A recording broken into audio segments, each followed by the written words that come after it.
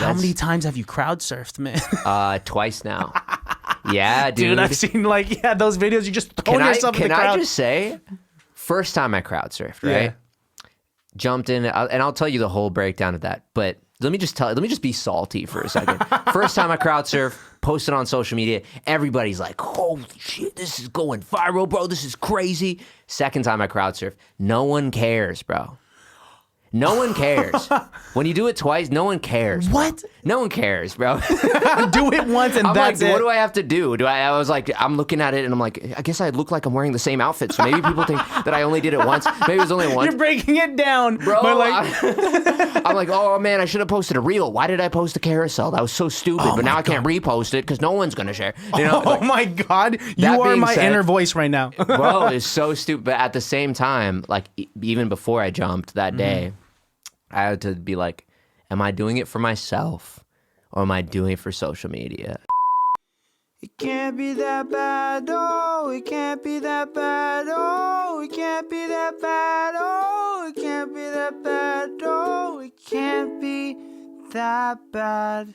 All right, let's get into this. Baddies, welcome to another episode of ICBTB Podcast. I am joined here today by someone real dope. I got to chop it up with you for only 30 minutes, but I feel like this was a long time coming. I feel like man. We already know each other low key. Yeah, dude. I'm glad that this is happening. Baddies, we got Ego and Friends, aka Ego, up in the motherfucking studio. Dude, welcome. You are an extremely talented individual. Thank you, man. I'm glad this is happening. We met each other socially or via social media. Yeah. How did I follow you or did you follow me first? I literally don't even remember. I don't remember. I think you might have followed me, and then I followed you Maybe back. it's through Danny. Yeah, shout out Danny Ali, man. Yeah, dude. Shout out all of these artists in the Bay Area. Shout out Denver. Yeah. So you are. Shout out Denver. Yeah, you're an artist from San Jose, moved to Denver, and now you're just killing the game in Denver, man. Like, thank you. How are you? How's life? And yeah, tell me about it, man. Yeah, I mean, like I was saying, like it means a lot that you had said, like when upon entry that Denver's got like some cool stuff going on musically. Yeah, that's huge to me because as a California Bay Area person that moved out there, immediately I was like inundated with how awesome the talent is out there, and instantly I was like, why isn't this scene? So to know that like what we're doing with like Friendly Collective and just generally like how much Denver's growing as a city like is actually entering your visual field. You know what I'm saying? That's huge to me because if you feel like that's like without even necessarily even going to Denver and then experiencing it, but just from the outside, that makes me feel like things are going well, like things are happening in the right way, you know? Dude, they are. Like I told you, like my homie, shout out Carlos Castelblanc, an incredible jazz pianist, is just finishing his master's out in Denver right now. And he's telling me about the music scene, about the people that he's collabing with and doing gigs with. Yeah. And he's just saying there's some like incredible talent out there. I know. And you were telling me that like per capita, Denver's got more live music venues per capita, dude, in the United States. Fucking insane. Yeah, it's crazy, and it also like, just so I moved around a lot growing up, and I will say Denver, I might know the most gigging artists. Wow. I mean, obviously that's very like circle dependent and who you spend time around, but like, I feel like it's more prevalent because there are a lot of venues per capita. So there's a lot of like restaurants / venues that are looking to just host artists because they have the space for it. They need income. So like, let's bring artists and throw shows constantly. A lot of shows or a lot of artists are constantly throwing shows out there and kind of like building their scene. And I guess the main roadblock is like that glass ceiling of, music business infrastructure or lack of, right? But like the foundation's right there, and that's what I see when I moved to Denver. I was like, there's a gem here that's like starting to finally be exposed. You know what I'm saying? Did you move to Denver because you saw that there was like potential in the music scene, or what was it? The way it's kind of crazy. The way. Can I sit like this? Is that you cool? can sit however you want. All right. I'm Indian, you know. So, So the reason why I moved to Denver was it was 2020, like peak COVID times. Trump was about to get like potentially reelected. Things were just crazy, right? And I go over there probably around like, what's 2 months before November? September. Yeah. So I went over there in September. I was living with my parents at the time. Most of my work was remote too, which was nice. And I have, that's what happened. So I have great videographers in Denver. And I was like, it's COVID times. Let me just drive out there and shoot a music video and spend some time. I'm living with my parents for so long at that point, like just throughout COVID, I lived with them, that I was just like, I need to like spend a month somewhere else. So I just like got an Airbnb, you know, for like a full month in Denver and drove the car, road tripped out.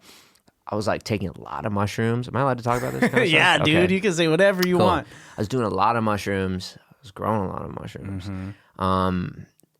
at the time. And I think I was in just like a place where I was just down to like make major life changes. Yeah. And I got to Denver and I was like, this feels right.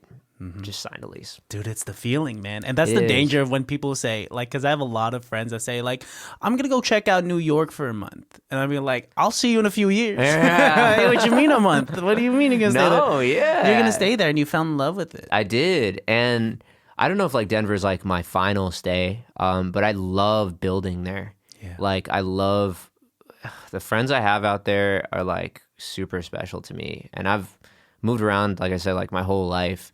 But the community that we have out there is just so special. There's just so much love there.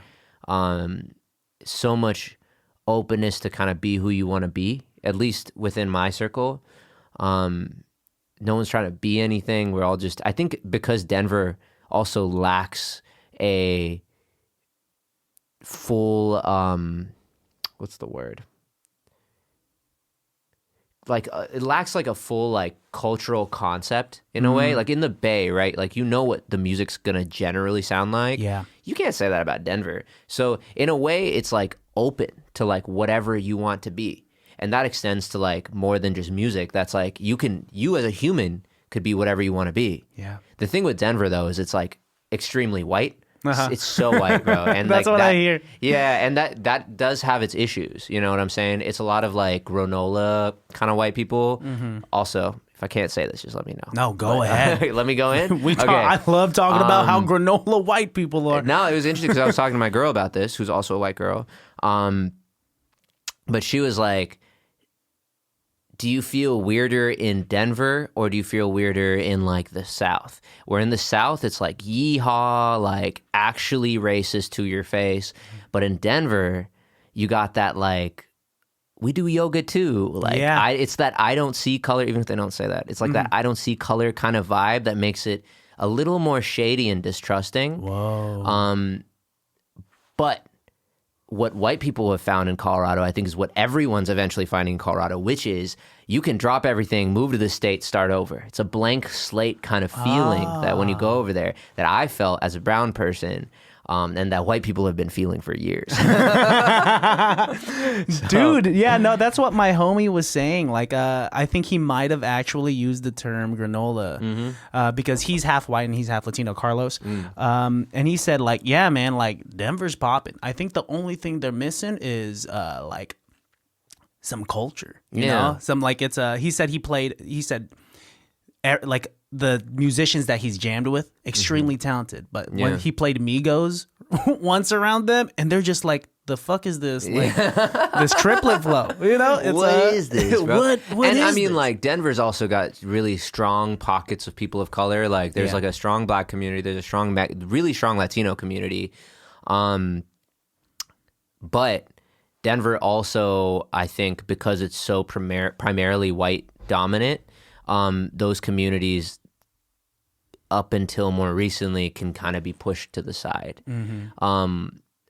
I think that at the end of the day, white people are still looking for culture to like still to take part in, because I think like whiteness is a lack of culture. Yeah. There's like brownness is not a culture. You know what I'm saying? Like I'm Indian. I'm not like my culture is not brown. You know what I'm saying? Yeah. So like whiteness to me is a lack of culture, and that need for culture is still there, and that need for culture is becoming more prominent in the country. It's just been since like Vine. So since like 2008 was Vine or something? Something like that. Like there's been more want for culture and more want for that kind of like space to be made, I guess.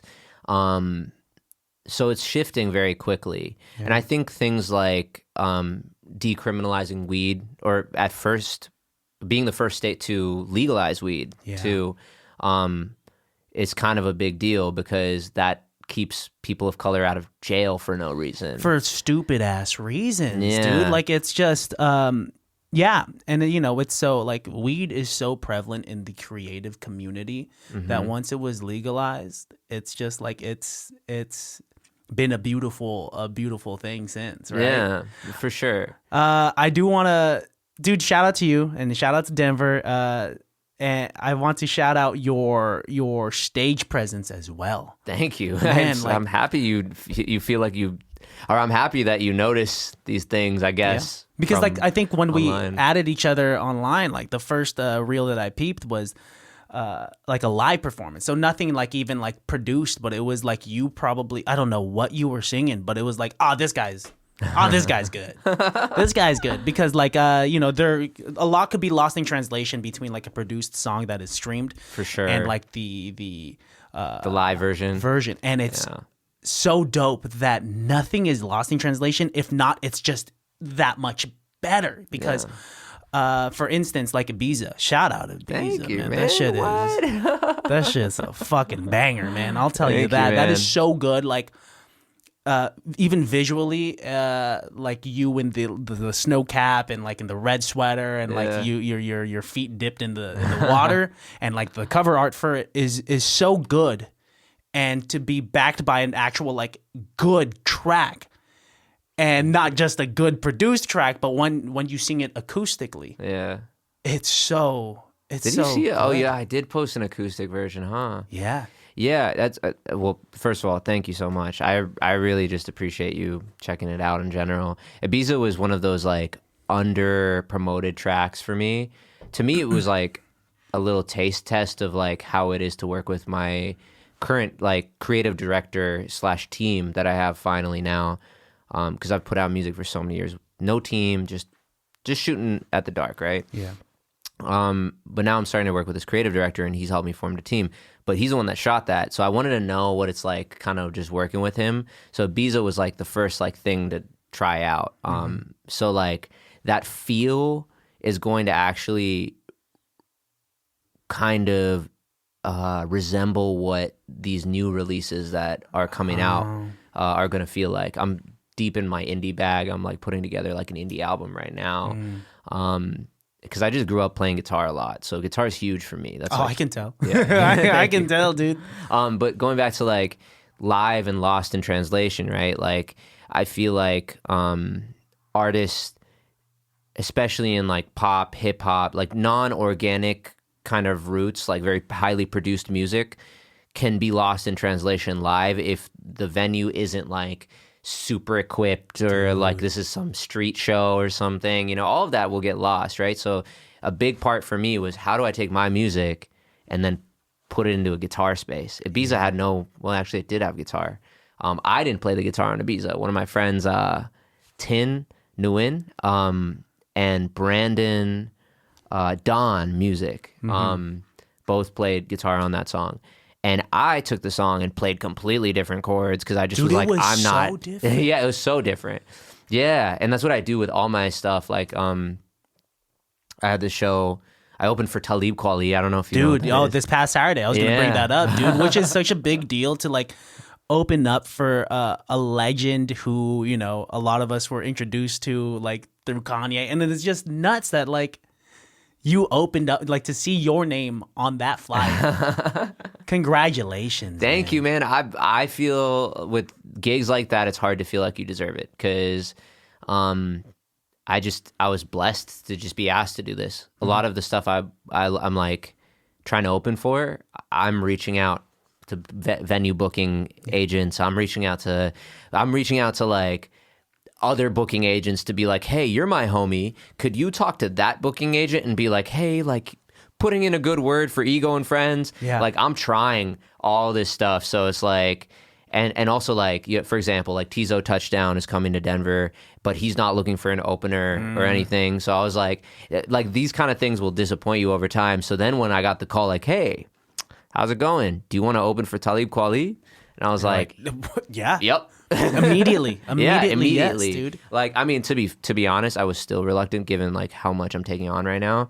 Feels like a lot. Being out here has been amazing because I like am not stressed out. It's a little vacation. It is for sure an explorative vacation. But you're like, good. It's a good busy. For sure. For sure.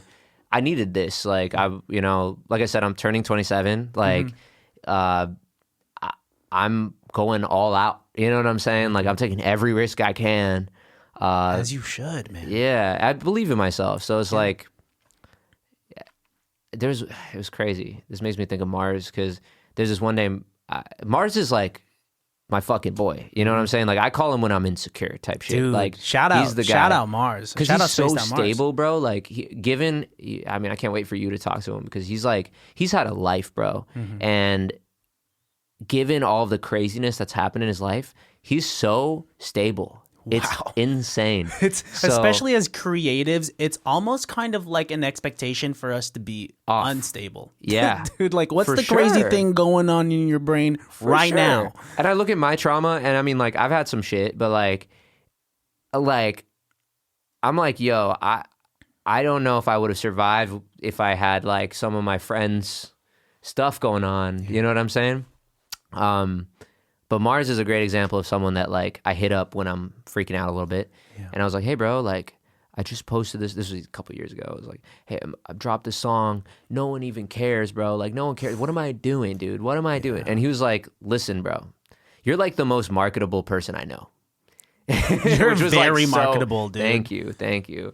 And he's like, you know, like you could, but also like redefine what is success. Like what is success to you? You know, you're living happily. You're in a cool place right now in your life. Things are generally taking off. Now, do you want bigger numbers? Is that success to you? Because then you should be investing. But if you're investing in this and you can't afford it, then you should be taking out a loan. How much do you really believe in yourself? Yeah. And he's just like, he's giving me like very real advice where I just wanted to be a baby about it. And he was like, dude, just go take a loan out. Like, not that I did. Maybe I will. You know, I'm not opposed to it. But like it's just that kind of mentality. He's like, just do it, bro. Like, just figure out what's actually making you unhappy here.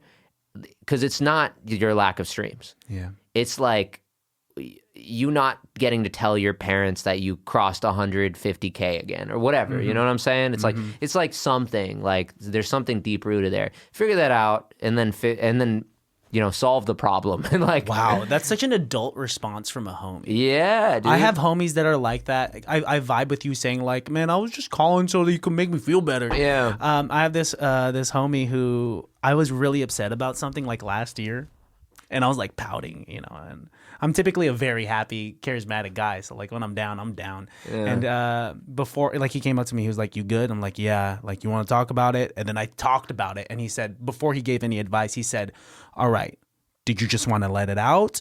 And do you want me to like tell you what I actually think, or do you want me to just tell you that it's gonna be okay?" And I was like, "Can you just tell me it's gonna be okay?" Yeah, right. Facts, dude.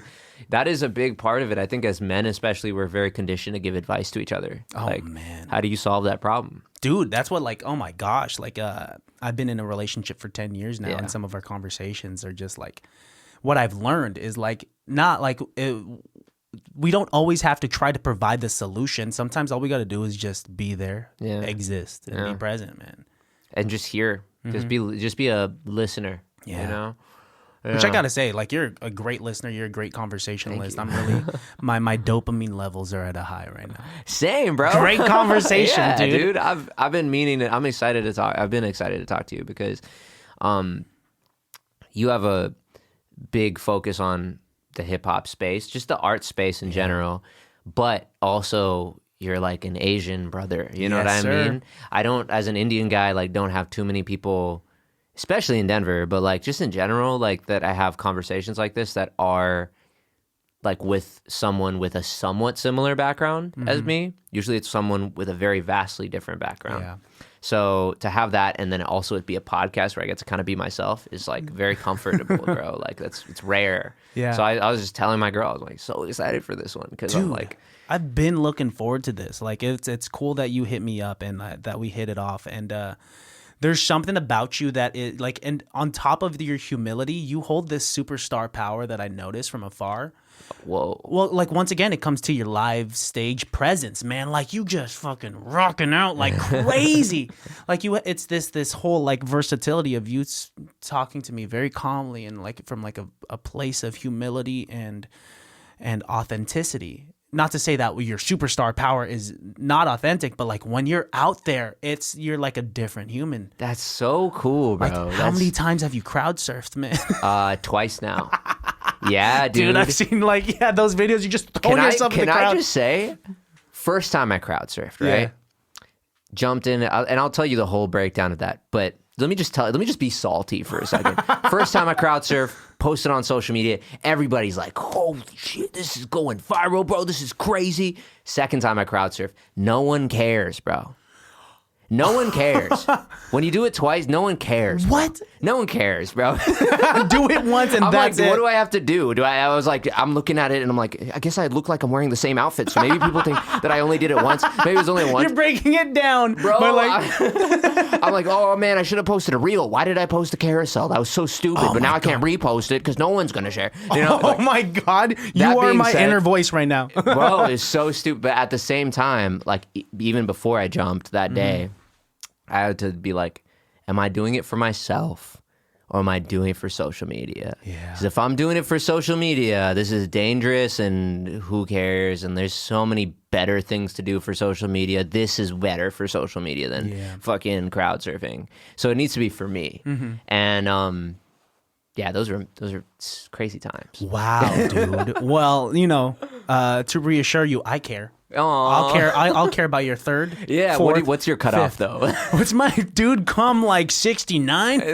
I'll be like, that's stop the. I'm just not gonna share it on me. I'm just not gonna show anyone. I'm gonna stop at 69. Dude, No. Ego the crowd surfer would be wild. Oh, that dude that crowd surfs. Dude, I have crazy stories about both of those times. Those were, well, break them down, man. yeah. Okay. Can I roll up while I'm talking to you? Hell, fucking Do you yeah. smoke weed? I do, but not when I podcast. Fair enough. Not when I Maybe socialize. after? Oh wait, no, you're I got on a whole another other podcast. thing. No, but dude, yeah, you could. Yeah, go I'll ahead, roll roll up, smoke if you want, man. I ain't tripping. Are you smoking in here? Ooh, Probably not, Probably not. Go ahead and roll up because I just don't know how homeboy after this is gonna. Yeah. Which I'm sure he does, but I've No, just. we can. I mean, whatever, bro. Thank you for having me. People don't know how nice your home is. Probably you don't need to put that in there. Dude, yeah, let's just say like, I live in a hut and I'm actually squatting here. People don't know how poor you are and how shitty this house is, bro. There you go. No one come here unless you're strictly here for business. Yeah, that's it. If you want to deal with like cockroaches and Yeah. like, just a bunch of sketchy people looking at you outside. Dude, there's like 14 people that live in this room alone, bro. Dude, I have gunshot wounds as we speak. I got shot today, bro. Yeah, dude, I got hella street cred, bro. Dude, what an honor that you'll roll up on on your grease, on the dude. grease. Bro, this is crazy to me because like I hate theater people, bro. I hate theater people. What is bro. it? What do you not You know like? what it is, bro? It's because they got the same music feeling of like I want to do something big, but they are rewarded on inauthenticity versus music right now. Not when we were in high school, but like music right now is rewarding authenticity, real personality. Show yes. your actual vulnerable self. theater acting, they're still not in that era, and so they all suck, dude. I fucking hate theater people, bro. That's my hot take, bro. I'm sorry, you're probably a theater kid. Because you have this. No. My parents grew up with this. With that, like, I don't necessarily. My opinion on that is that I do have a lot of theater friends. But Same, by the way. I Just wanna don't let you know. consider myself a theater person, nor am I. People think that like I'm in the since I'm in the comedy realm, and since I'm in like and since I'm a singer, they're just like, oh, you must love. You gotta be a theater guy. Dude, you love In the Heights. Do you like? Do you know everything about like Hamilton? Like I'm like I don't. It's like it's not my style. It's not my thing. I feel it. Kudos to you if that's what brings you happiness and whatnot. But like I've always just kind of vibed with not musicals. You know? Yeah, I mean, I'm going crazy for the camera, but you know, I will say like a lot of my friends, like Jesse, the dude I do Banana Pod with, theater kid for sure, dude. But I go up to him and I'm like, bro, I fucking hate theater people, bro. Like I hate what they turn out to be as they get older. It's not even like when they're in high school, bro. Like it's what they become in the real world, bro. Dude, that's wild. No, just fucking. Have you been to like a theater kid party? Yeah, those are nuts, man. In high school, I was like the guy that was like, I had a couple best friends, but like I was in every group a little bit. You know, popular kids, most of them didn't fuck with me, but I'd still get invited by like a couple of them. And then the theater kids, I've been to some theater parties. They get wild, bro. They get wild because like when you're in theater and you have that lack of filter because everyone's so weird. Yeah. It's just kind of like everyone will just like make out and just like, you know, just straight sloppy. Ew. Dude, I was at this theater party because like I did a play in like in community college, and I went to a theater party, and like at the beginning of the party met this girl, lovely girl. And we were talking about our dreams and aspirations, and it was very platonic. Okay. 2 hours later, this girl just schmammered and walks up to me and like just beelines to me and just starts like licking my face like a dog. And, you know, like at the time, like I wasn't that great with women, and I was just like, and then I was so conflicted. I was just like, is this a good thing or is this a bad, like I'm a horrible extremely thing? uncomfortable, but is it because I'm a fucking pussy, or is it because, you know what I'm saying? Like, I have the weirdest boner right now. yeah, It's just like, but I feel so uncomfortable. This is shaping my view on sex currently, like permanently affecting me right now. I think I'm going to be a priest. Yeah. I think I'm going to listen to my parents and be a priest. No, dude, like, listen, bro. If you're popular, it's different. If you're a theater kid, why are you drunk at school, bro? You're not even popular. Just save it, bro. No, real talk though. I mean, full empathy mode. Like, if you're in theater, bro, you were probably traumatized as a young kid. Mm-hmm. So, like, you know, this is your outlet. Yeah. And I'm happy for you. Dude, we're all performers. We all got some drama that we're for like. sure, bro. I'm shitting on the opposite side because they're the opposite side. But in reality, bro, we're all fucked up. Dude, like, we're all fucked up. We're all traumatized. We all got our different versions of trauma, and the internet alone is enough trauma to actually be trauma. You know what I'm saying? It is. like. But you have a healthy outlet that you like put it through, like. Unlike theater kids, bro. Oh my God! Stop drinking at school and then make it. I'm just kidding. And we go into it for another 20 minutes. Nah, dude. Dude, no, you're a great lyricist too, man. That means a lot, bro, because that's definitely the part I'm hardest on myself about is lyricism, for sure. Well, you got it in the bag because it's tough to like coming up with the good melodies already hard, and like, you know, just like coming up with hooks and whatnot. But like the words behind it, which is like the shit that translates to the other human like directly. That's so tough to like to do. And like, you know, because like I tell you I sing, but I don't have anything out. Like I'm just a singer. I have tried to write in the past, and it's always just like, man, this shit's trash. Yeah, but I think that's what holds people back from writing is so much self-judgment as your pen is touching that paper. Mm-hmm. Like being willing, and I mean I'm blessed for like having started at like 7th grade, writing my own music at like 7th grade, right? Mm-hmm. So like I've been a part of the process for a really long time, but to me, it's all about flow state and just. Sorry, I'm still vibing off this theater kid energy. I'm like, No, we're talking about real shit. You Okay. could ride that wave if you want, man. This podcast is whatever you want it to be. That's fair. I appreciate you, bro. You get a lot of self-judgment in the process, and you're not judging yourself on chords. You know what I mean? You're only judging or melodies. But for some reason, with lyrics, you just automatically become extremely judgmental of them. It's crazy. And I think it's because with like, I don't know, if you're a guitarist and you're judging yourself and you're playing crazier solos just because you're like, I need to show off, it doesn't, people will react to it very simply. It's like you either did well or you didn't do well. But with lyrics, you feel like people are magnifying your lyrics as much as you are, but in reality, they're not. They're not. No one's like, I mean, you're feeling lyrics, you know? Like, you say I'm like a good writer. To me, bro, like, I literally, my process for writing is I'm just mumbling until I find a few words, and then I won't even come up with a concept ahead of time. I'll just mumble a couple lines, and then I'm like, oh, that's what I'm writing about. And then from there, I'll keep building and building and just, and lately I've been crafting metaphors and like having more fun with it. My homie Ason, bro. Oh, shit, yeah. You know what Shout I'm talking out about? Ason, yeah, Dude, fuck shout yeah. out. Hey, Ason, Great this guy stage knows presence who as you are. well, Great man. stage presence, bro. You heard this shit, bro.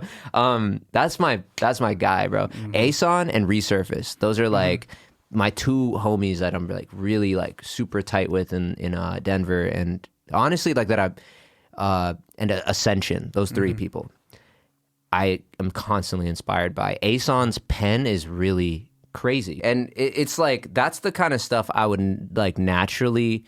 This is why I'm hard on my writing, bro. Is I'm surrounded by people like that in my life, Dude, you know? I just had I had KD on.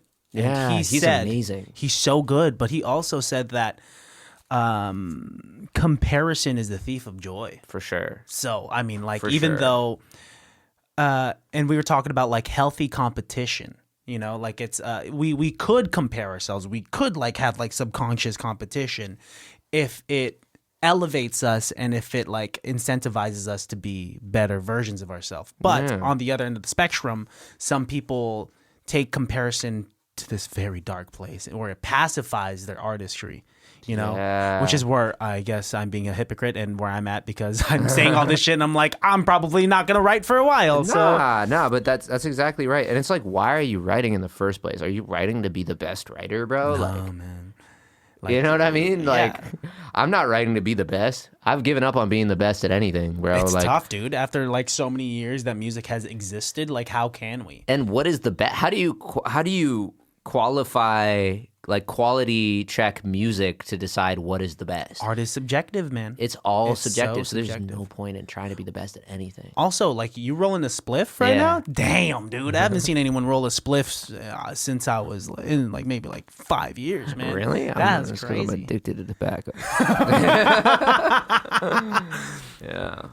Are you cool with stepping outside and taking an intermission and smoking this? I mean, you don't need to smoke, obviously. We could take an intermission real quick if you want. Hell yeah. I'll go ahead and like honestly, the cameras could just stay And then rolling. I'll tell you about stage diving. The Yeah. crazy story. Fuck yeah. 'Cause that shit Absolutely. I have two stupid stories involving both of those. Let's do it. Let's we could go step out in my backyard and we'll come right back. Baddies. Baddies. We're gonna have a real quick break. Yeah, man, just gotta Podcast studio and a gym room. You're kind of set out here, bro. I like you said, like I'm set for the apocalypse. Yeah. I'm kind of just like You are kind of set for the apocalypse over here. I'm ready. The thing that would kill me in the apocalypse is that I'm too nice of a guy. You know, I'd run across to the governor, I'd run across Negan, and they would bash my head. Oh, could you get the door? Close? Yeah, just completely closed. Thanks, bro. Yeah, no problem. Yeah, well, I mean, would you survive in the apocalypse, do you think? Oh, by the way, and we're back. And we're back. And we're back. Would I survive in the apocalypse? Yes, sir. Ooh. Oh, man, I love This it. might be like a little too vulnerable of me, but like I would survive if I get to lead Whoa. or I'd off myself. Whoa. Because I get really weird about like people making decisions for me. Whoa. Yeah. And So are you a natural leader? I think so. Yeah. Not to like. I'm down to be in your tribe. I'm like a follower. I'm for sure like beta male. Beta male. I mean, other than this, I'm like, not an alpha by any means, though. okay. That's not what makes me a leader. So you'd either be like a lone wanderer, or you would have to like lead the group that's going on. I need more autonomy. I need autonomy over my own life, and I don't necessarily need to be the governor. Yeah. You know what I'm saying, from Walking Dead. But I would need to be at least a Rick. Or like a Herschel, you know, like someone that's running something, you know what I mean? Someone that feels like purpose, like, because I think I'm a good communicator. Yeah. In group settings too. But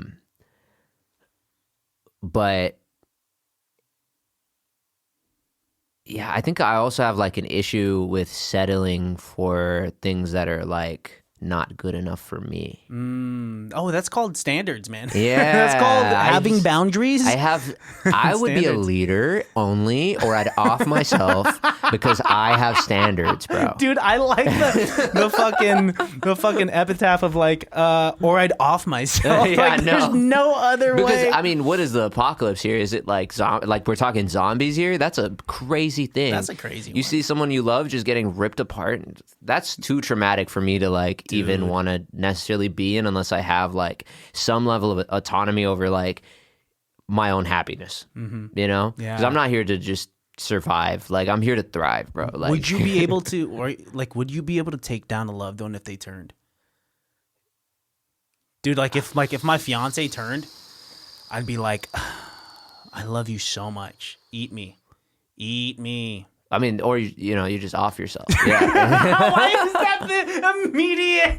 I mean, because it's way better than getting ripped apart. You're right. You know, like I'm not gonna start with the heart. You know what I mean? That's not me. I got thick thighs. Just like take. Oh no, dude, I don't know. I don't know. I don't know if I could. I don't know. Nuts, right? Nuts to think about. I was having this like this conversation with someone else on the podcast, but it was like the whole thing was just like how. Have you heard that like that meme of like how white men, how often white men think of the Roman Empire? Oh yeah, yeah. Like, and I think it's like now a brown person thing of like how often I think of the apocalypse. You think so? You think it's a brown person thing? I think it's because like white people have always thought of the apocalypse. Well, the white people think about the Roman Empire, in my opinion, because they've always had the privilege of society and like organization. However, like my folks, like brown people have come from like poverty, have come from like the lack of certain of civilization standards, you know. And Have you been to the Philippines? No, dude. Okay. I want to go. Yeah, like in India, like there's some real intense poverty out there that to think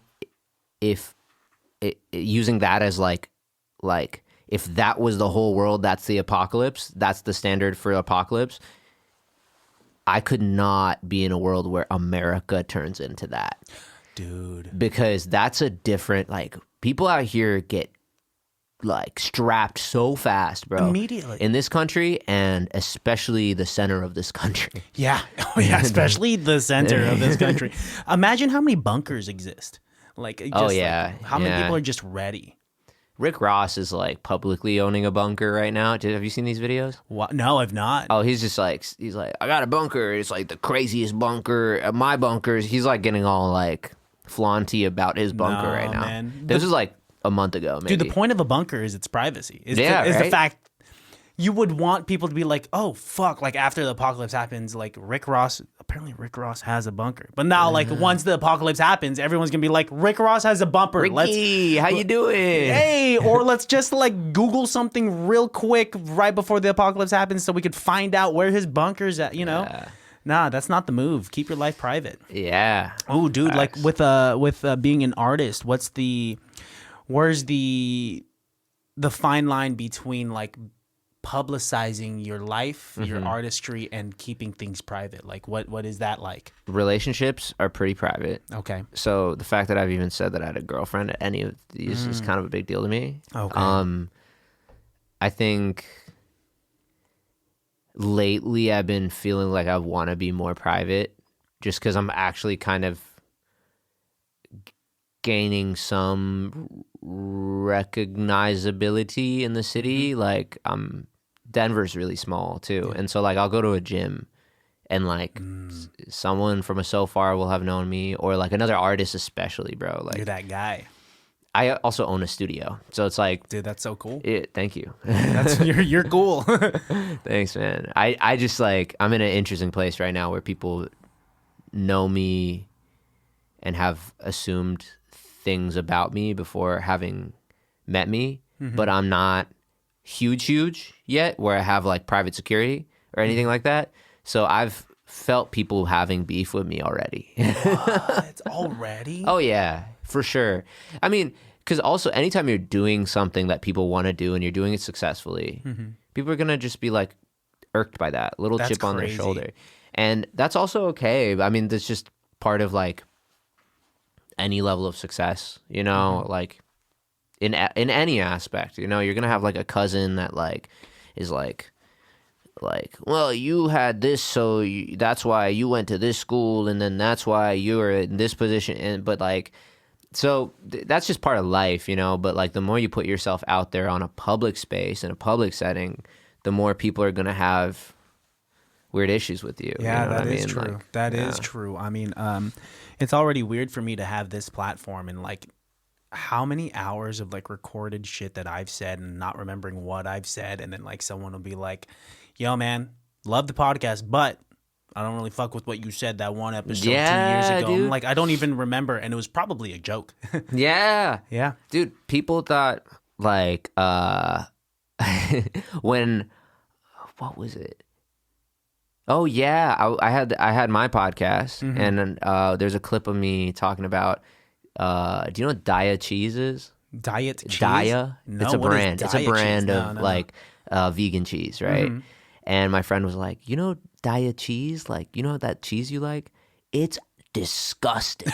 So everybody now, like, or for a little bit, like everybody that saw that video thought I was like this vegan freak of just like, "Oh no, I like," you know what I'm saying? Like, they Whoa. thought that was that person, Yeah. just off of one video, Dude, wow. which isn't like that harmful, but it's just like quickly people will just make all these connections, you know? When you have one opinion, people will immediately categorize you off of just that one opinion. For sure. When in reality, we are an amalgamation of multiple opinions. Yeah. You know, like I could be a fucking carnivore that happens to like vegan cheese. Yeah. You know, True. that's Yeah. So it's an interesting thing. And that extends to like politics and stuff. Like Yes. I was thinking like, oh, that if like people are talking to me about the diet cheese one, what are they assuming about other stuff I've said? Yeah. You Everything's know? a spectrum, which is Yeah. what people don't understand. But the internet makes you feel like nothing's a spectrum. Yeah. Oh, exactly. Exactly. Yeah. Well, I mean, it's because like the algorithm itself doesn't treat anything like a spectrum. No. They're just the yeah. algorithm is the master of finding your tiny opinion Yeah. and then just feeding you everything else that they believe that opinion falls under. Yeah. Right? But the algorithm's getting real good with the minutia too. I think. Like in TikTok, there's certain videos where I'm like, this is not my humor. Dude, whatsoever. what is TikTok feeding you right now? TikTok is, what is TikTok feeding me right now? Like what's the thing that they're like, "Oh man, this is not my this humor." is What's not that my weird humor. shit? Yeah. I don't know. I feel like I just scroll past it. But what I was gonna say Not is, even a chance. there's certain things that it misses. But certain times when it hits, bro, it hits so specifically deep that no one else understands why this is funny but me.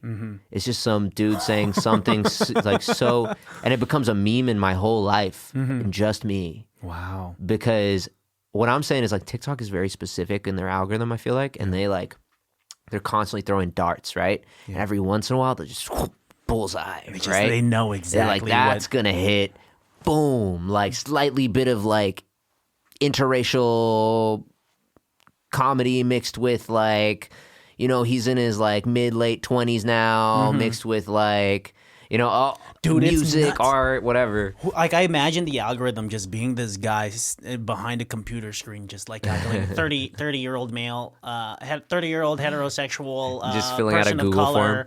Yeah, works in biotech, likes to sing, and also has a weird improv background. Doesn't really know where to identify socially. Let's feed him this video, and then I'll see the video like 2 a.m, and I'll be like, how the fuck did they How know? did you know? Yeah, man. Yeah, no, it's only gonna get better too. Like for sure. So, yeah, I don't know where we were going with that though. Nah, dude. I mean, I think we're just But conversing. is Having what a it is. podcast is an interesting thing. Yeah. I think you'll also, because you're also like, how long have you been doing this? Like 6 months? No. Oh, well, I mean, like the way that I've been doing this. Yeah. If you want to know what the journey is. So I did this I started this off with my homie, and it's called It Can't Be That Bad because at first we defended bad movies. Oh. And somewhere along the way, I found that it was very rigid to only talk about movies. So I was just like, yo, like, let's make it a hybrid show. Let's talk about movies, and like, let's have like other episodes, like every other week episodes, where we just shoot the shit and we have guests on. And then it started off with just our friends, and then like it started off, and then it turned into this thing like, oh, let's have like, we have creative friends. Let's have creative friends on. Let's have creatives, and then like. In the last year, he's taken a hiatus and he's dealing with a lot of stuff. So he's taken a step back. And I think what you're seeing now is this kind of new chapter in the podcast where like I love using this platform to kind of like put creatives on and not only display specifically what their artistry is, but like who they are as a person. Yeah, and that's huge. It's beautiful. That's huge. You're doing like, I don't think you are aware of how much you're doing for the Bay Area with this podcast alone. I appreciate that. I don't think you are, and I don't think you're aware of that, and I don't think you will ever be aware of that. But so knowing oblivious. that people, like, if they don't already say this to you, will be saying that more to you and have been feeling that about you is huge. You're gonna make me cry. Dude, I'm good gonna shit. I'm gonna cry Hold right it in, bro. Hold it in, you straight brown male. Straight brown man.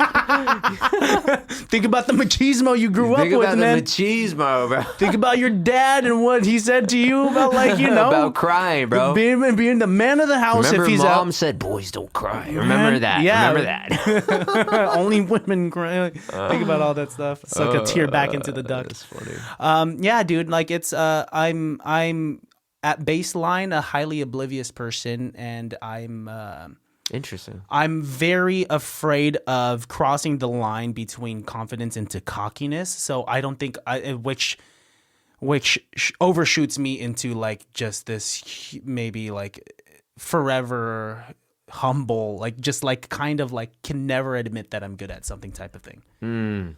Interesting. I feel like I've talked about this a lot, actually.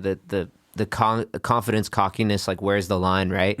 And to me, it's the line is like truth, and like truth is only determined by like what you believe is true, right? So like if you believe, I believe I am truly good at this, then it's not cocky to say that because it's just in your eyes an objective fact. Yeah. You know what I'm saying? Yeah. So like I believe, and I'm not feeling cocky even when I say this, but I believe I'm a good producer. I believe I'm a good friend. I believe I'm a good communicator. But there's things that I'm very real with myself. Like I could be better at singing. I could be better at guitar playing. You know, I could be better at like writing, all of this stuff, right? But to me, it's like, where does the truth lie to you? You know what I'm saying? And if the truth lies in I suck at everything, that's when it's like worth really digging and being like, where is that? You know? Okay, let me try this as Hit a it. test then. Okay. Yeah. Truthfully, I think I'm good at what I'm doing. I think me being a one-man team with like producing this podcast, I think I'm doing really well. I think I'm good at seeing the good in people and highlighting their strengths, which is why I think people kind of fuck with this podcast. Yeah. And I think I'm good at putting others before me, which is also why people, I think, fuck with this podcast, because it's guest based. Yeah. And I want people to know the person that, not the person that they'll see every week, but the person that, comes from Denver. And Interesting. And I think I'm a good singer. I think I could be better. And I think I have poor time management, and I think that I should stop beating myself up about certain things. And that's the truth. I feel it. Your turn. I feel it. My turn? Your turn, dude. I thought I already did it with music. Oh, you're right. Let me take music out of the picture. But first off, I agree with everything that you just, I don't know about your music side, but I agree with everything that you just said about like your communication, what you're doing for this podcast, and your like ability to run this podcast. Perfect. Wow. I completely agree. I think you're very easy to talk to off rip, just from upon entry to your house. Like, I also know what it's like to have a podcast where people just pull up to your place where you live, and that could be a weird feeling, and to like navigate that emotionally and just know how to be like welcoming amongst a kind of businessy thing, but also not, you know what I'm saying?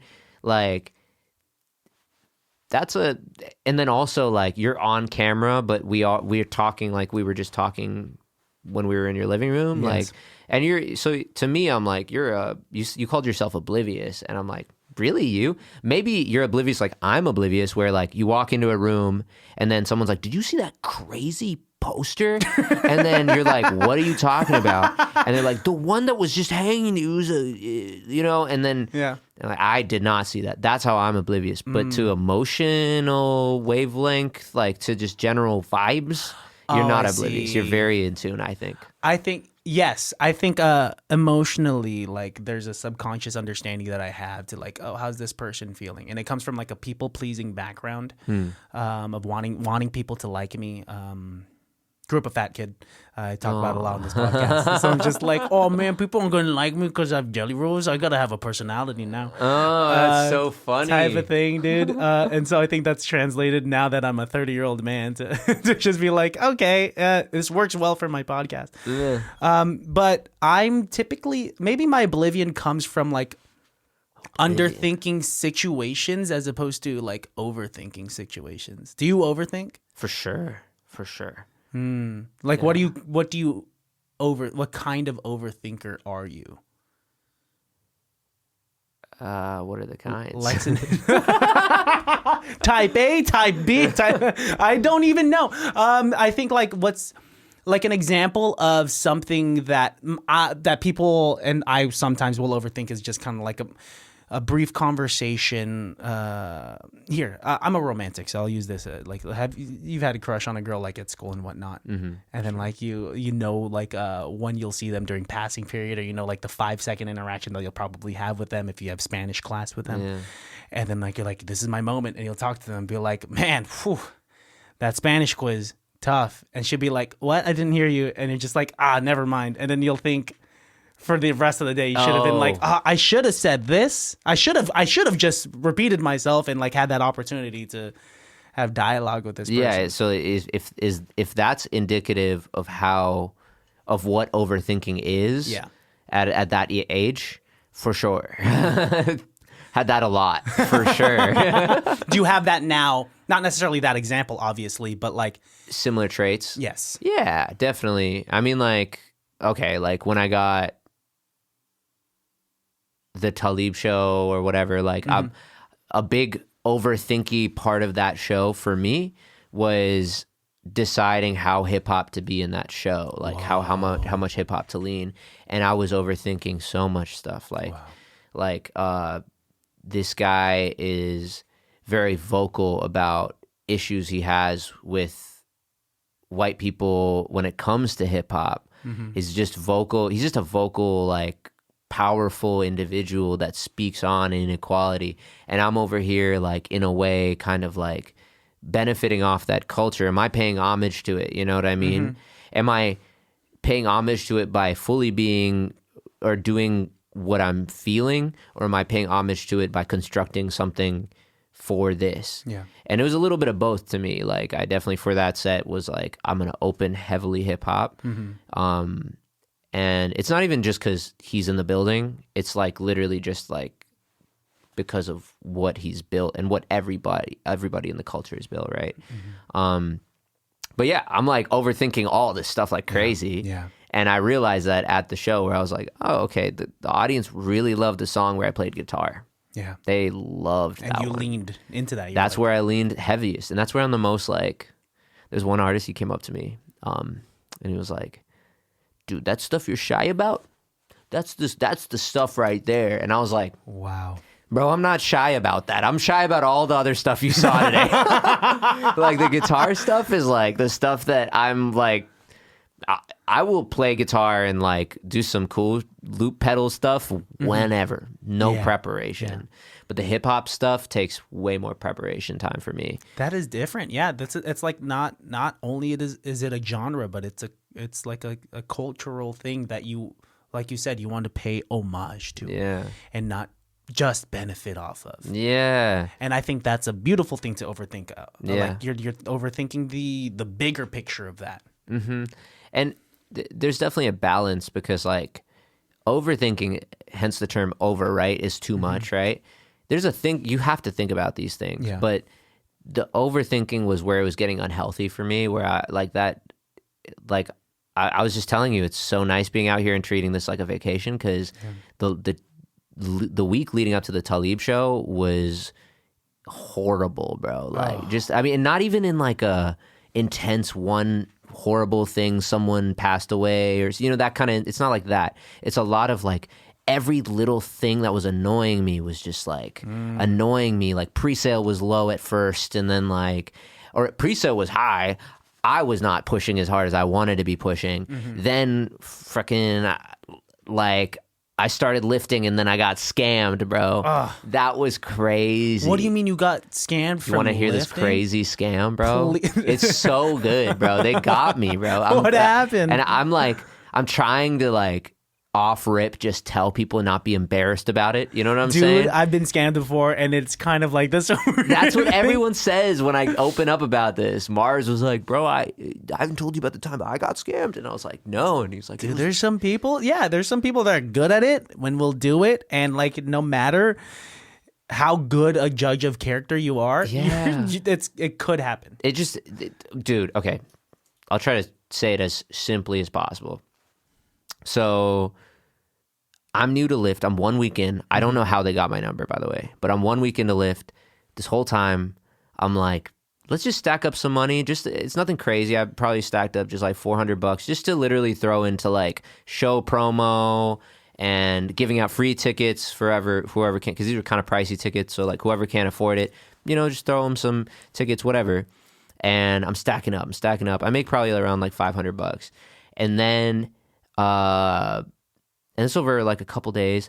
Then I get a call from Lyft support. Yeah. Mind you, if you ever get a call from Lyft support, like likely they already have your information, so they're not going to ask you for any verification questions. Oh, okay. So they first call me and they're like, "Hey, you've been reported by a ride saying that you're not the person that matches your profile. Do you have a family member that's been driving your car or anything?" And instantly I'm like, I'm the only brown person in Denver. How is anyone, you know what I mean? Like, yeah. There's no one that looks like me out here. Like, what is going on? You know, like I'm like frustrated and I'm upset because I'm like, this is a nice little gig I have that I can really control like my money on, just to like, if I need to make a quick like fucking just rack real quick, like I could do that, you know? So it's nice to have that as an option. So immediately I'm like, oh no, is it being taken away from me because of some random stuff? Yeah. And I give them the information, whatever, just light stuff. It was like, okay, can you tell me about a ride that you just had? Okay, what do you think their name was? Okay, cool. They're really just trying to get the information you need to like log into your account. Then they say, okay, give us an hour. We're going to call you back. Please get off the road. Don't worry, you'll be compensated. And I was like, oh, word. I'll take some time off. Meanwhile, I'm like selling. Cut that out. Never mind. So like meanwhile, I'm like making $100 off of selling something off Facebook Marketplace. Yeah. And so I'm like, you know, real quick, I'm on call with them and they call me back and I'm like, you know, I'm making this play over here too. So like I get my $100 and I'm excited to get like $60 off of like lift compensation, right? I'm like, this is all good. So then I get the call and they're like, okay, we've pulled out more things. I think you're going to be good to go. We're just going to ask you a couple questions. And then they said, we texted you a verification code. Could you read this off back to us? Never do that. I don't know for sure. Because that code literally says do not read off under like in like a big paragraph. It's like do not read this off to anybody. Oh, just type this in. This is the verification that you get that automatically pops up, so you could just click and you know what I'm saying? When you 2-step authorization for your email type and thing. You're not supposed to say that to You're not supposed to even say it out loud. So, and meanwhile, I'm selling this thing, right? So I'm like, I grab the money. I'm talking to the person making small talk. I'm on the phone. They ask me for the code. I'm just like 836-430, whatever. Yeah. And they're like, okay, cool. We got in, and they got into my account, and they were like, all right, we're going to make sure the $60 transfers into your account over the next couple days. So just give us a couple days and you should be good. And then I see all of the money in my account just go away. Oh, fuck, dude. And then they just cut ties immediately from there. I remember even, to be honest, bro, I was still on the phone like, hey, this feels like kind of like a scam, though. So, oh, dude. And they were reassuring me and shit, bro. So hey, no. You're completely fine. Fine. Everything's going to, you must have seen your money go away. Don't worry. That happens to everyone. Yeah. Dude, oh my God. But it was good because most scammers are like trying to keep you on the phone. They're not going to call you back or anything. So like, to me, and just being new to Lyft at the time, I was like, this is so legit, you know? Oh, dude. And so that happened that week, bro. Wow. Of the Talib show, on top of a bunch of other stuff, car issues, then fucking my homie gives me back pants, right? Uh-huh. Shout out Unique Eugene. He makes clothes. Uh-huh. So, shout out. Unique Eugene, my homie Chance. I let him borrow these pants, right? The way... This is gonna be seeming like I'm talking shit, but it's gonna circle back.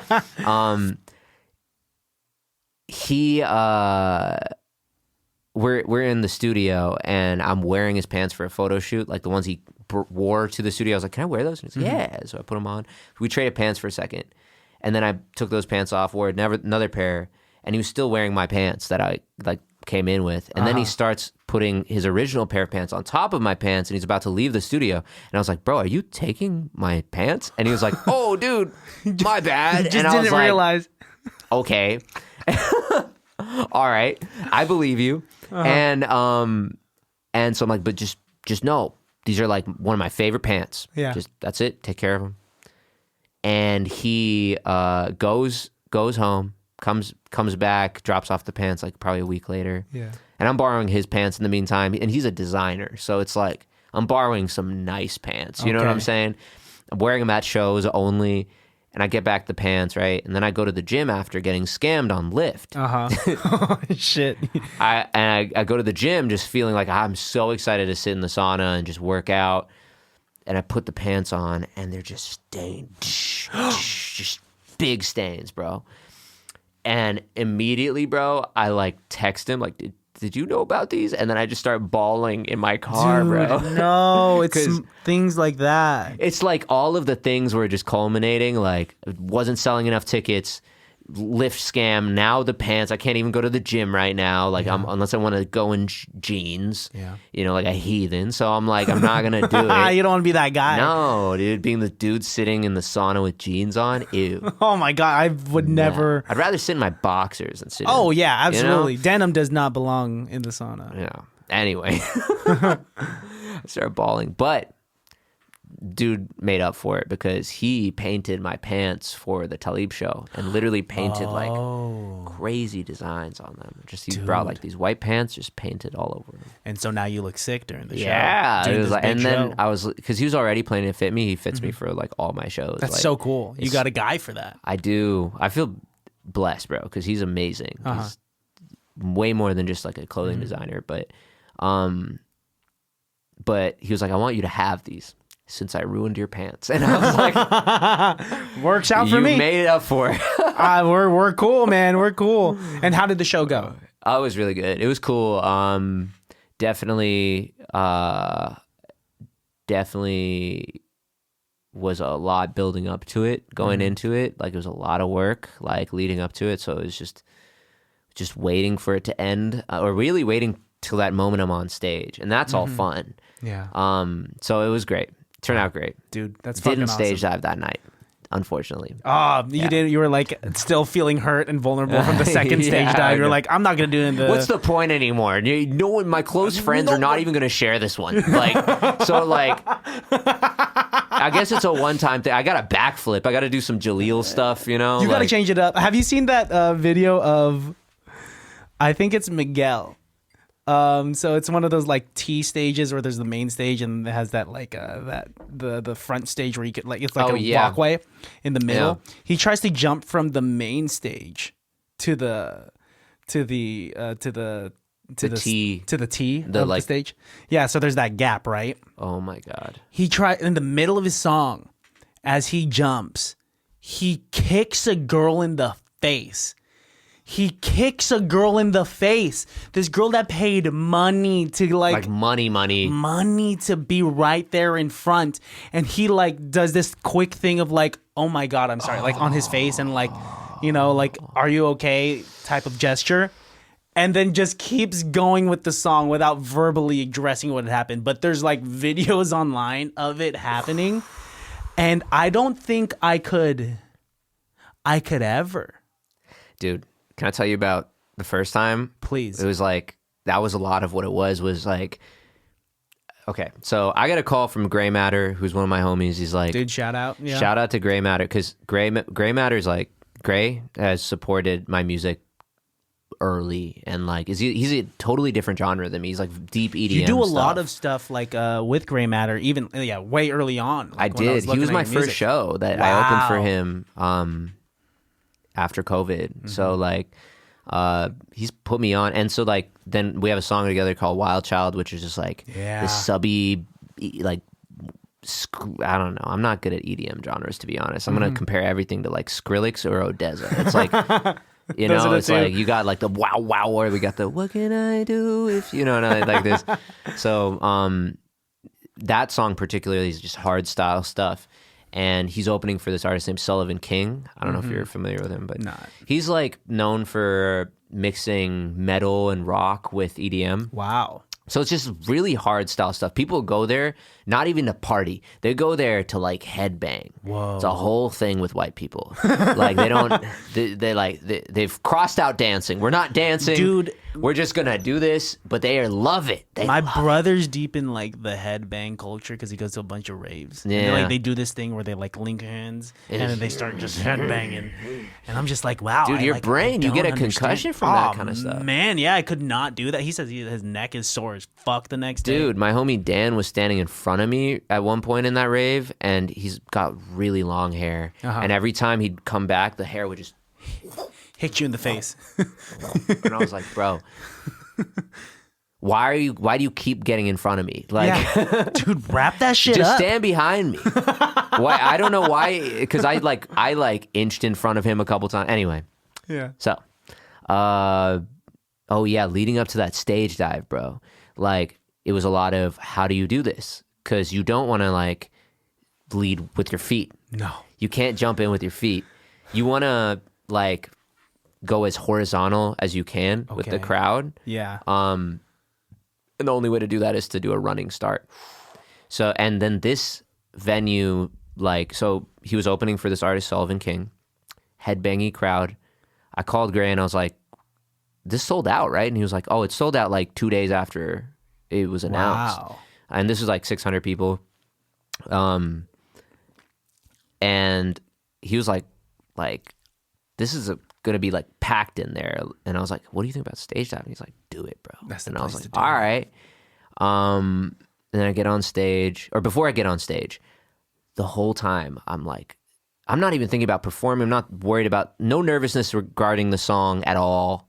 Mm-hmm. It's all about the stage dive that night. That's the only thing you're thinking. What's crazy is my girl has her birthday 2 weeks before that, and she wanted to go to her family's house that weekend. But I was like, but there's the show, like, and she was like, but you're not even really, it's not even your set. It's like, you're just a feature. Why is this a big deal? Because to me, it's not normally a big deal, but then I was like, I might actually stage that, right? I said that to her, and she was like, okay. And then, but either way, it ended up happening 2 weeks before because it just worked out better for her family. Okay. So I would have canceled because that was important to her. Because when it comes down to it, like late at night, you'd be like, girl's family? Dude, my homie resurfaced, bro. Like, dive. Jesse said, he was like, you said a lot of, I'm going to avoid her name, but like, she was like, you said a lot of good things about her. And I was right. And I was like, yeah. And he's like, and you regard her as like low maintenance. Like, she doesn't really ask for too much. Seems like you guys are doing well. She doesn't ask for too much. And this is like one thing. And I was like, yeah. And he was like, you should probably skip the show and stage dive another time. Dude, I love that preface. I was like, dude, you're a good friend, bro, for that. You're not just an artist business friend. Like, you're like being real. Anyway. Yeah, he's not a homie that says, but the stage dive, bro. I know, or the chance of. And this is, before, you know, like, anyway. So, things work out in my favor. Now I get to stage dive. So, there's already pressure involving this. And I meet up with my boys, couple friends, just like, two of them are into EDM, and one of them is my homie Isaac, who's like a hip hop artist. And it's his birthday, and we're like, let's sneak you into the show, you know. And like, he's like 20, so okay, like, all right, we got you. Just come in with me, and we go over there, and then it instantly sets in like, okay, this is my only job is stage diving. So then we're outside during like the previous artist set, just like talking about the mechanics. You have to run. You have to get that running start because this specific time there's like a, I don't know, 6 foot clearance between the stage and like this bar. So you have to jump. You have to clear that while still being flat, and also you don't want to land face first. Yeah, you want to land on your back. Whoa, you got to do a whole lot. So you got to do a run. Like a run and twist in air, at least so that your back of your shoulder lands on them so they can keep you on your back. Because if you're landing forward, bro, everybody's in all your business. Dude, and your face is just, some people just grabbing your I feel like you're junk. looking into hell. Dude, oh my God. Like all these hands and sweaty people just grabbing at you. That's scary. No, it's much better to look at the ceiling. Oh, look at the ceiling for sure. Yeah, dude. And it was crazy, bro, because they were like, you also have to like make sure you lock eyes with people you're jumping into because you don't want to surprise anybody. And I'm over here, heartbeat, bro. You got to be like, This is like 40 minutes before the set. And so then finally, gray matter starts. I'm at his like 30-minute mark. 30 minutes happen. He's like, introducing Ego. And I run on stage. And then like I do my whole verse, whatever. I go crazy. And then we get to the point where it's like, is it going to happen, right? Yeah.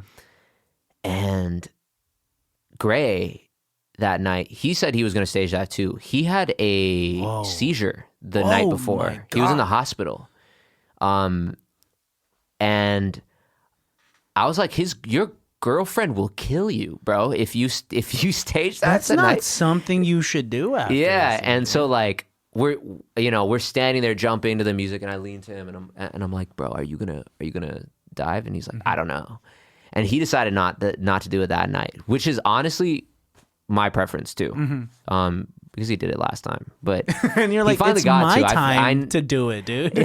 Nah, because that was his show. That's why I always feel weird, because I'm like, hey, bro, I love you. You got to stage dive now because I can't be anyway. But that show, because he was going through the health issues, I was like, this is not a good idea. So anyway, but I'm jumping with him, and I'm like, are you going to do it? And he was like, I don't know. And then I was like, all right, well, I'm going to go for it. And I was like, are y'all ready to catch me? And I look into the audience, and I see this big guy, bro. Like, big guys in crowds, bro, you can... Yeah. When a dude's like 6'5" in a crowd, like, you see their head. You see their head on top of everybody. So this guy's like... Viking, you know, these are all white people, bro. These are all, Yeah. it's Fort Collins. It's like out here, the rave scene is so, I love the rave scene, even though it's not my music. Like I love the diversity of it. But in Yeah. Colorado, it's just, Dude, here the rave scene's hella small Asians. It's yeah, hella ABGs. hella ABGs. Yeah. It's a lot. Yeah. Their And- lashes are gonna catch you before their hands do. But what's beautiful about that, bro, is it's still, I don't think Bay Area people fully understand the discomfort. Are you born and raised in the Bay Area? Yeah, I was born in Pittsburgh, next to Okay. Antioch, and then I Yeah. moved to Benicia, and now I'm in Vallejo. The discomfort of being the only brown person in like a very extremely dominated white space is an interesting one. I bet. And the rave scene specifically is very white already. People think it's very Asian because it's out here very Just Asian. out here it is, And SoCal too. And New York probably too. But like the entirety of the rave scene is deeply white. Oh yeah, I believe it. So so in those crowds, I'm like, you remember me. You know what I'm saying? Like I like it. I mean, Dude, I like you're that guy. I like having fun in that space too. But also at the same time, like, you don't need to keep this in. But I chill in the green room now, bro. I don't even chill in the. I used to be enjoying dancing and like Yeah. out there, and even if I'm alone, I'm having fun. Now I'm like, until I'm on, I'm in the green room, Yeah. and then after I'm done, chill in the green room, maybe the balcony if they have one. Dude, because it takes energy when you do your set. It's performing is you put, and especially the way you do it, you put your all into it. That there's nothing like, I'm gonna keep this in because like that's something that artists can vibe to, is just kind of like we gotta be in charge of this. Yeah. So like, you know, you put it out there for people to enjoy, for you to enjoy. You put like your blood, sweat, and tears into your artistry that it takes from you. Yeah. So go ahead and recover in the green room. Yeah, and also it's like when it comes to talking to people before and after shows, like before is a whole different thing because I'm prepping mentally, but after I'm exhausted, you know, Yeah. especially for like the Talib show, for example, where I'm pushing so much for that. The Gray Matter shows have been nice because I'm just showing up. He's Yeah. like, we got a show. Last time he called me 2 days before. Like, so all I was right, like, cool. You know, like sold out stage diving. All right, cool. You know, it's like that simple. But I went back to the green room that night immediately after, and I like told my camera guy, I was like, yo, just be ready. Like, have fun. At the end of the night, though, just be ready. I'm going to be outside out front handing out flyers. And that's where I'm trying to connect with people, but I just know I can't do that inside. It's just too loud. And I don't like people getting real close to my face. some people are just I'm like- very like not touchy. Yeah. You know? So just Dude, I feel sweaty that. and- Oh, especially like if people are going to see you after a very sweaty, packed show. Like the love is always welcome and whatnot, Yeah. but like conserve your energy, conserve your space, bro. Yeah. Because like there's some people who are just like drunk and they'll be like, "You're fucking great," and all this spit gets on you, and then you get sick and Spit for sure. Dude, yeah, spit. People will just like straight up like spit and like hug you, then like and just, you know. Yeah, some people don't understand personal space. So Yeah. conserve it, dude. Like once you get that performance out there, you did it, man. Yeah. You did it. Dude. And like, even if I don't know, as I get older, I get more private. So I think like, I want to connect with fewer people. Yeah. So like, I'm just outside out front after these shows, just talking to people for a little bit. But like inside is just, I'm only going to say short, I'm just going to have short conversations with everybody. And I don't even like that. So I just try to hide a little bit, you know? But dude, the last time, bro, is a crazier story with the stage dive, bro. I get there, bro. And I'm like, I'm going to stage dive off rip, right? Yeah. Gray's like, it's sold out again. Cool. Same type of crowd energy.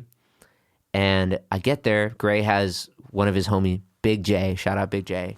Viking blood. You know what I'm saying? Like, If you got the name Big J. Yeah, big dude, You're that bro. guy. And he's like there at sound check. So he's like Gray's homie, right? And I'm up front and we're doing sound check. Got that done.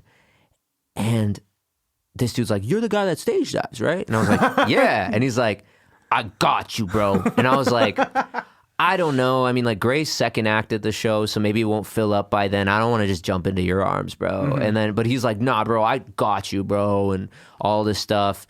And he He's like, bro, I got you. And I was like, okay, cool. How about like I run from this side? And he's like, how about I stand right here? And then how about this? How about this? How about this? How about this? Then the security guard goes, how about don't? And I was like, he's got a kind of a sarcastic looking face. So I was like, are you serious? He was like, how about don't? Whoa. Absolutely serious. I was like, who are you, bro? Like immediately I'm like, who is this guy? But also, you know, Gray's relationships matter, and I'm just a guest at in his set. So like I'm like trying to get a hold of Gray and be like, hey bro, how important is what this man says? Yes. Because, you know, who is this guy? So don't you know that I staged I mean, like before? I did, well, also like it was at the same venue. They at this venue have reposted me stage diving at this venue multiple times. Aggie Theater? Yeah, it's the Aggie Theater. Yeah, so they collab posted all this stuff, right? So your brain is really good at you remember a lot of stuff, bro. Thanks, dude. You got good memory, huh? Thank you. I try. It's Dude, the whole the whole Asian kind of like I mean, you probably photographic smoke memory. less weed. That's probably Yeah, what I don't do it too often. Yeah, no.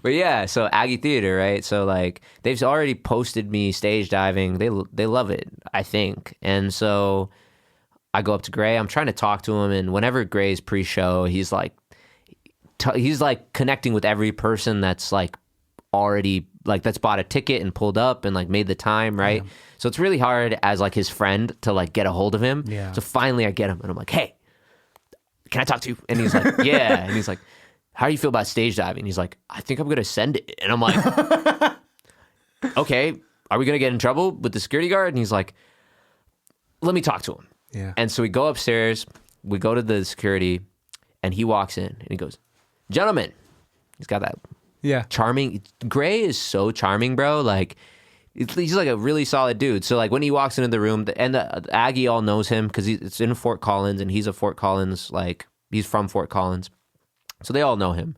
He's like, gentlemen, I heard that there's no stage diving tonight, but I wanted to propose that I have performed at this venue multiple times and sold a lot of tickets here. And listen, I forget his name, Tony. Mm-hmm. Listen, Tony, if you say you don't want me to stage dive, I promise you I will not stage dive tonight, but I want you to consider it. And the security guard, Tony, takes a bite of his cookie, and he's like, 5 minutes. And Gray leaves and comes back, and he's like, you've been approved. Wow. And then I'm in the audience, right? Yeah. And this man finds me, and he's like, you've been approved.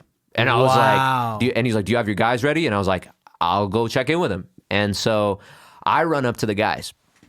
I look at Big J. The crowd's starting to fill up, so I'm not trying to weave through. So I'm on the very side, kind of where the stage entry is. And Big J's like center of the audience. But you could see him because head over, he's like one head above he's a big everybody. Viking, right? Yeah, he's a Viking. So, one head over everybody.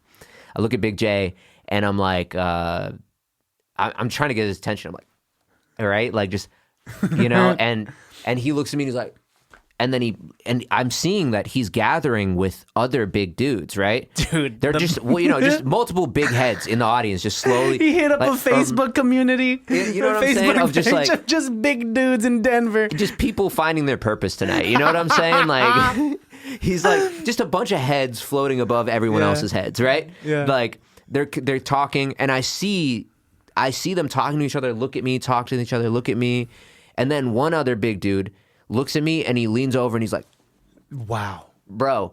And I'm like, and immediately I'm like, are you telling everybody? And so he comes over, right? And he's like, bro, I told everybody in here, we got you, bro. Because he was afraid I was like going to chicken out because the crowd wasn't going to be big enough. Yeah. So I was like, bro, we got you, dude. Like, don't even worry about it.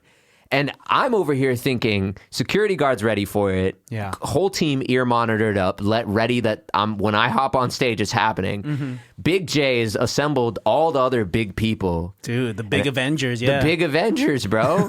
And I'm like, do I get to decide tonight if I want to stage dive, bro? Dude, they're ready. At this point, it's a disappointment if you didn't. Yeah, it's a major It's a whole disappointment. choreographed event. You better have fucking done it. Oh my God, bro. And so And then I'm scared, bro, because I'm like, the crowd does not look like they're ready for it. They're like, we had a very chill DJ on right before Gray. Yeah. So the crowd's just kind of talking in front of the stage, and it's starting to pack out. I'd say it's a third of what it needs to be. And Gray's on in 15 minutes. Those 15 minutes pass. Gray hops on stage, and he's like, "What's up, Aggie Theater?" And everybody goes crazy. He's got like that presence. That stage presence, especially for an EDM DJ that's like not typically behind or in front of like the deck, right? Yeah. Like people underestimate how much stage presence is like needed for that kind of thing, but he lights up that crowd. Nice. Everybody's turn. And I look at Jay, bro, and I'm like, it's on. It's on, bro. Dude, it's on. And then jumping was easy after that. It was all... Oh, it was just the whole setup. Because you'd done it before. You're a pro at this. Yeah, I guess. Yeah, you're just like, I got it. Fucking run, clear the 6 feet, vortex so that your back is on the people. You don't want to look into hell. You don't want people touching your crotch. I got this, bro. And then fucking Big J and the rest of the Viking Globetrotters are there. Like, I got you. I got you, and I'll carry you to Valhalla. Dude, that's so funny. I love the breakdown of just like how you're not thinking about your set. You're not thinking about the music. Oh, not at all. You're just like, I got them in the bag. That's fine. I got to think about this stage dive. Gray's over here actually handling real show problems. Like, did I say hi to this person? Am I cool with the event? Like, did I get my ticket stuff? I'm over here like, hey, Gray, hey, are we good? Are we good? Do we care about that security? Like, do we care? And care about like, fucking Tony Soprano? I know, right? Oh, that dude, shit was so crazy. That's so funny, man. I love that. Now, like, if I'm ever in a crowd, I mean, I don't know. I've performed in front of like big numbers, but have you? Yeah, because I used to do like vocal band shit. Like I was in a 5-piece a cappella group, and like it was right before COVID hit. Really? That we were gaining some traction, and then just like COVID hit, and then our soprano got hit with like long-term COVID shit, and then we just stopped performing type thing. That sucks. But I mean, also those crowds that come to see an a cappella group are not the crowd surfing. You know, there's no way that like. You know, really, hip hop crowds are not. It's EDM crowds that are very down for the crowd surfing, in my opinion. I feel it. Yeah, but like I don't know. That's still far. Like there's like hip hop. There's like EDM. Yeah, I mean, acapella is pretty close to classical. You know dude, I'm not gonna have like my homeboy beatbox and be like, all right, I'm gonna stage dive right now. You guys ready for this shit? Big J, where you at? Got the earpiece in while you're stage doing diving. some fucking. The in-ear monitor so that I could hear I could hear my bass would be so funny. Dude, this has been so much fun. This has been, bro. The way I typically end these is I'm gonna give you an option. So another reason why it's called It Can't Be That Bad is that I have an improv comedy background. Okay. So we could either do an improv comedy scene. Okay. Or I got my other phone hooked up to the aux and we could freestyle rap. So I want to do this improv comedy scene. You want to try that out? I've never done anything like this. Dude, fuck yeah. So like let's do it. Yeah. So like it's right off the top of the dome. It could be about anything or everything having to do with our conversation. So the zombie apocalypse, crowd surfing, or it doesn't have to be about that at all. Okay. And we just get into it and then we end the thing. Okay, I've done some improv. All right. Give me specifics. Let's go. You ready? Yeah, we're just gonna get into it. All right, baddies. Without further ado, it can't be that bad. And then you post it. I feel bad that there's weed on your. Dude, leave it there. I'm gonna leave it there forever, so I can. When I see it like 3 years from now, I'll be like, "That's when ego came weed. through. This is weed. Don't touch it. Don't touch Everything's just dusty everywhere. Like, all right, let's get into it. All right, let's hit it. Hey, are you that ego guy? Your ego. Hey, your ego. Yes. Your ego. You're the guy that crowd surfed at Aggie Theater 2 years ago. I was with Big J. I was with Big Steve. I was with Big Mark. Everybody was Mark. there. Yeah. Big Mark. Yeah, amigo. 10 years ago, I didn't have this accent. What happened? Did you move to the south or the something? world ended. Oh. You're right. World ended and I didn't off myself. You know why? Why? Because I'm a leader. You're a leader. Oh, well, good thing I came to you because I'm follower. And I'm here to apply for your leadership team. You're the leader, so I can't be leader. I'm here to. It sounds like you've gone Russian for. It sounds like you sound Russian now. I mean, I have particular roots in different. I'm half Yugoslavian. I'm half Russian. So like an Asian Russian, kind of like Asian Russian, Eastern European kind of. The family fucked around, so I'm like everywhere. Well, can I join your group? Well, what are your qualifications? I could catch you when you crowd surf, man. Not very applicable to the zombie apocalypse, no. But I can still catch you. You can. What if you caught me in the crowd surfing zombies? Then you're dead. What do you mean? Then I'm dead and you're dead. So I would be in a group of zombies and catch you. Wait, what's the context? You're performing for zombies now. Yes. You are. Cut to that. And next up, you undead motherfuckers, we got Ego and Friends. Oh shit, that's wild. Fire, bro. Dude. Well, thank you for having me. Yeah. You're incredible. Thanks, and man. you're dope, dude, and you're doing a lot for the scene right now, and I appreciate it. I hope you like wear that, you know what I mean? Like know that you're, because you have a lot of power here too, you know what I'm saying, with your influence already. Thank you. And just know that like you're doing amazing shit Thank you, now. man. Thank and you. like know that in your heart, bro. Keep doing what you're doing. I will not stop. I will stop once this stops providing me the creative fulfillment that I need to live Sure. as the creative being that I am. But until then, it ain't gonna stop. Yeah. And it's having people like you on that, like, I'm just like, this is why I fucking do it. This Good. is why I do it. Yeah. Before we get out of here, look into the barrel of the camera. Please tell like the baddies, the listeners, where they can find you, what they have to look forward to, and all of that stuff, man. Cut to B cam. The wide shot, single shot, whatever you want. Cut to single shot. Baddies. Wait, what did you guys say? Where can they find you? Okay. Promote your shit. Baddies. You can find me at Ego and Friends on Instagram, and the letter N, Ego and Friends. Yeah. On all of the things now. I recently changed my handle to Ego and Friends on Instagram too, so we are consistent now. I have an album coming out in this late spring, summerish. So stay tuned for that. And if you're a booking agent in the Bay and you have a 200 to 250 capacity venue that you think I could sell some tickets at, somewhere in between San Jose to San Francisco, maybe Oakland, not north of Oakland, it'd be hard for me, but I'm down for it. So highly specific criteria. And if you could just like fulfill my rider with and I'll have my rider sent to you. Ideally in San Jose it's like a 60 range, but like in Oakland it's like 65 to 70. A crowd surfing venue where ideally crowd surfing, kind of open. Oh, I go crazy for EDM artists. I'm really good at opening for them. No, yeah, you can find me at all of the things at Ego and Friends, and it can't be that bad. Fuck yeah, dude.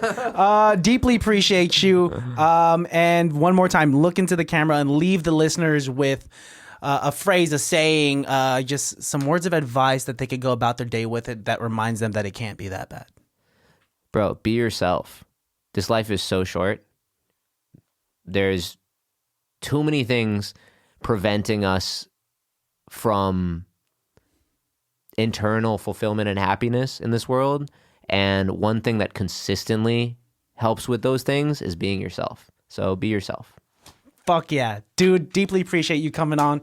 Won't be the last time. Hell yeah. Whenever you're back come in by the to Bay, Denver. dude. Yeah, I'll come by to Denver and we'll kick it, dude. Yeah, And dude. I would love to watch you perform, man. Dude, yeah. Fuck absolutely. yeah. Dude, baddies, you guys know where to find me. You guys know where to find the podcast because you're already here. And that's it. We love you and peace.